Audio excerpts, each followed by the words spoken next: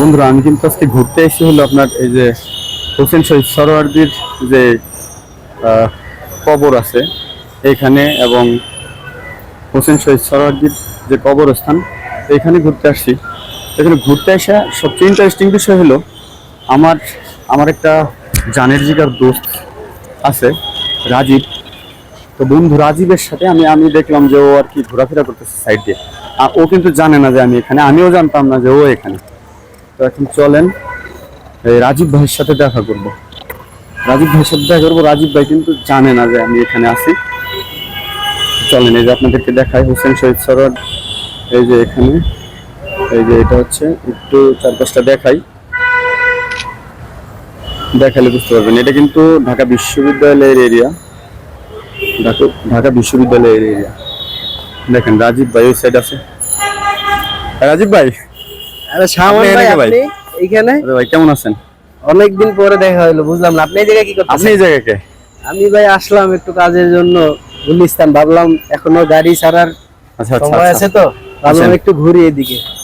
গুলিস্তান উত্তরটা আসলে এই জায়গায় আসেন আসেন। আসলে খুব ভালো লাগতেছে আপনার সাথে অনেকদিন পরে দেখা ভাই, মানে অনেকদিন পরে দেখা ভাই। আমি কিন্তু সবারই কিন্তু বলছি যে আমার বন্ধুর সাথে কিন্তু আমার অনেকদিন পরে দেখা। মানে আসলে আমরা কর্মব্যস্ততার কারণে রাজীব ভাই আসলে মানে ওর সামনে বইলা না, এই রাজীব ভাইয়ের কাছ থেকে রাজীব ভাই এক সময় আমরা মানে ঢাকা শহরে কি পরিমাণ ঘোরাঘুরি করছি একটু বলেন।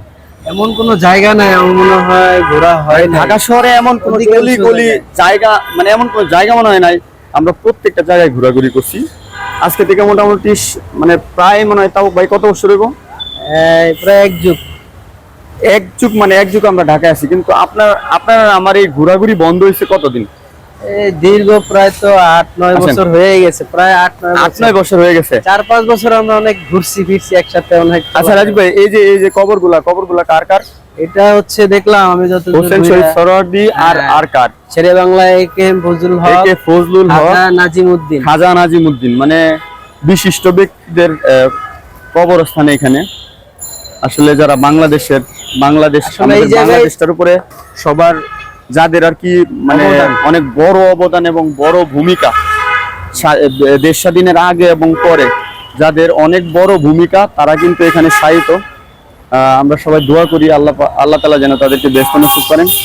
এখন আসেন আরেকটা বিষয়, শেরে বাংলা একে ফজলুল হক কিন্তু এই ভারতবর্ষের মুখ্যমন্ত্রী ছিল এক সময়, অনেক বড় নেতা। কিন্তু মাওলানা ভাসানীর সাথে এক সময় তারা মানে করছে, ওই যে শেখ মুজিবুর যারা ছিল, এরা হলো মানে এদের হাত ধরে পিছে মানে এদের হাত ধরে আর কি ওরা নেতা হয়েছে। শেখ মুজিব বলেন, পরবর্তীতে যারা জাতীয় নেতৃবৃন্দ আছেন আর কি, তারা এই শেরে বাংলা ফজলুল হক এবং বাংলার বাঘ বলা হয়, হ্যাঁ হোসেন শহীদ সরোয়ার্দী, এদের হাত ধরে আর কি এরা পরে নেতা হয়েছে।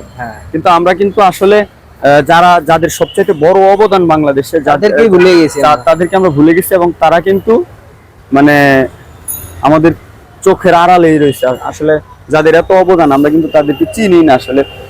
আসলে আমরা শুনছি যে এদের কবর যে এইখানে মাজার বানায় রাখছে, জানতামই না, এদিকে কত চলাফেরা করছে। আচ্ছা রাজীব ভাই, আপনি বলেন, এই যে এই বিখ্যাত মানুষগুলারে যে আমরা চিনি না, বা এই যে ইতিহাস থেকে তাদেরকে অনেক মোটামুটি বলা যায় অনেকটা দূরে রাখা হয়েছে, আমাদের বাংলাদেশের রাজনৈতিক নেতাদেরকে নিয়ে যত টাকা প্রচারণা থাকে, কিন্তু এদেরকে নিয়ে এই যে বাংলার বাঘ খ্যাত যেসব মানুষ, বাংলার যেসব বিখ্যাত মানুষ যাদের অনেক বড় অবদান আছে, একদম 52 ভাষা আন্দোলন থেকে শুরু করে মুক্তিযুদ্ধ পর্যন্ত যাদের অনেক বড় অবদান, আসলে তাদেরকে কিন্তু মোটামুটি বলা যায় যে ইতিহাস থেকে অনেক দূরে রাখা হয়েছে।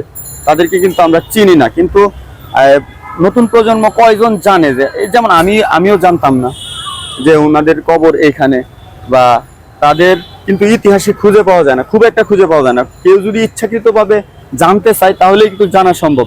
তাছাড়া কিন্তু রাষ্ট্রের পক্ষ থেকে অথবা বাংলাদেশের পক্ষ থেকে কিন্তু ওইভাবে কোনো প্রচারণা নাই।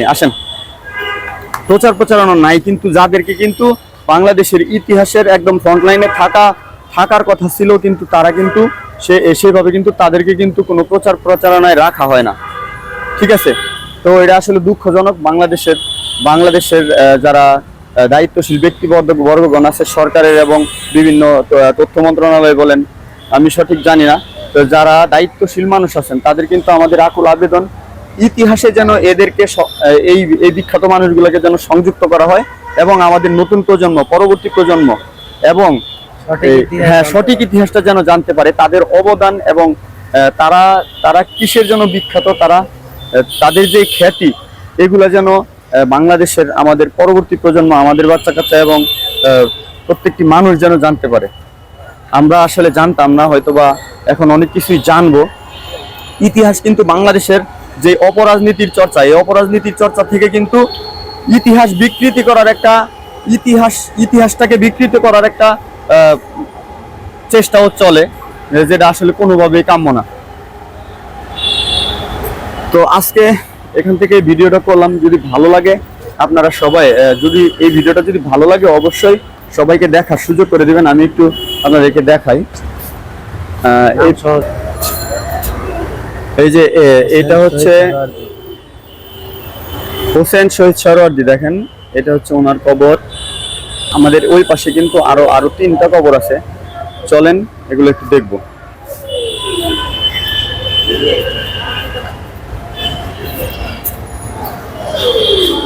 এই যে এইখানে হোসেন শহীদ সরওয়ার্দী সম্বন্ধে আমি জানি, মোটামুটি যতটুকু ধারণা আছে।